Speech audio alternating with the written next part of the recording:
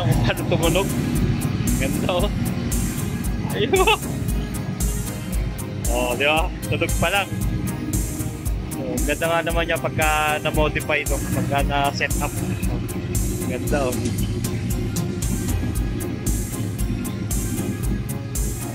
So, ang problema niya, masyadong naka-lowered pa rin. So, mapapansin nyo, lowered talaga siya. Hindi siya matakas. Siya lowered siya. Kahit malaki na yung gulong niya, baba pa rin. Siyempre nga naman, sa kapsada, lamang na lamang siya.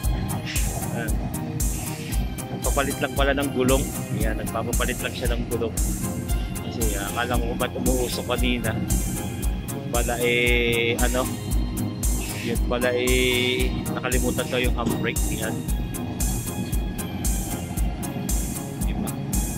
Ganda. Bye-bye!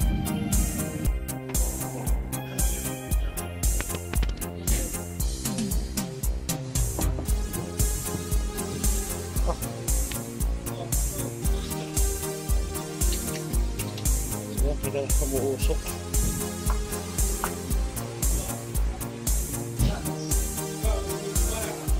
Kita natin umuusok siya. Kumapit yung brake niya. Palit siguro ito ng ano. Yung babaklasin natin, tingnan natin. Yung kabilang tingnan natin.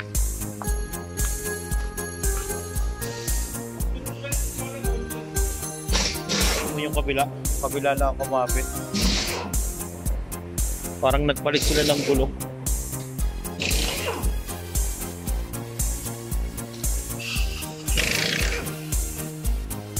So,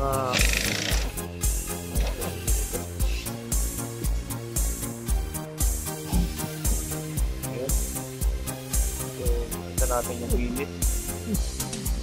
May brake eh sa may brake. Makita nyo sa malayo, nagano siya. Pero muusok-usok siya. Kita natin sa very hit.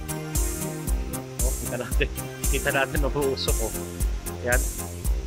Ayan, kung ayaw nyo mangyari sa sakyan nyo yan, mag-check kayo. Tingnan natin kung kumapit to. Wala na to. Tumunog na.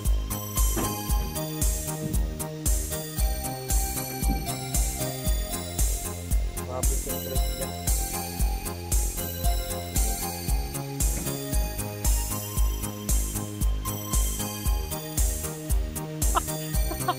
Nakalimutan pala na yung handbrake. Kaya pala ano. So, mahilig sila sa ganitong GMC na ganito. Yung GMC, pinapalowered nila yan. Yan, ano siya yung magkagano yung sakyan. Kaya pala, yung isang malalaki yung gulong niya, so nagpalit sila ng maliit na gulong sa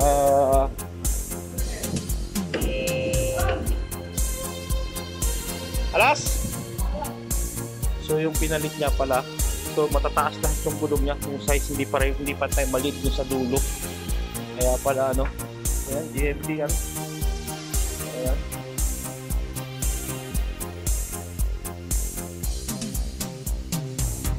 Yung pala yan, ano, kaya pala na ano, nakalimutan niya daw yung handbrake pala. Akala ko kumapit yung brake.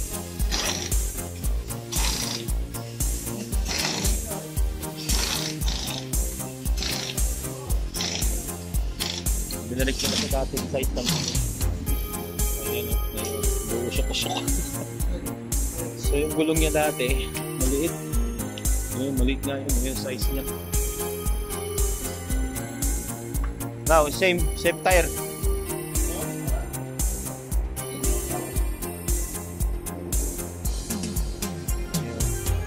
Kasi pinalower nila pala yun. Kaya palower nila. Gusto nila kasi yung lower. Ayan. Naman. Diba?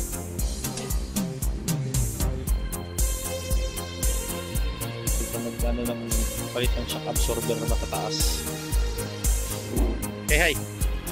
Live YouTube.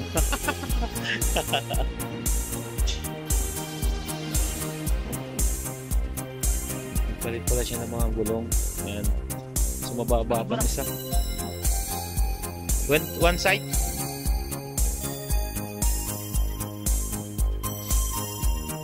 Palit siya.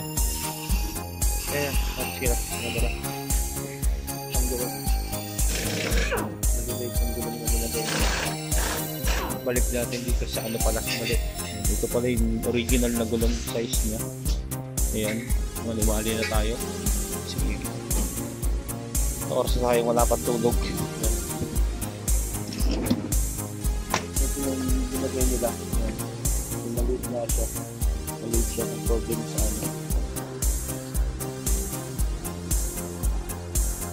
Ilang size dito.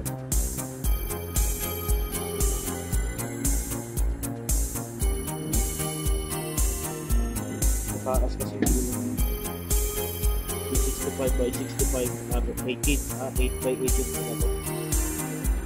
Ito ay by 17. Ano 18 siya? Size 18. Oy, sigaret dyan. Siyempre pag nilagyan na ng maliit ako pa rin mas mataas ang taas niya. Diba? Galing. Wala na yung uso. Kami magsipa. Ayan ang pasok ng karali.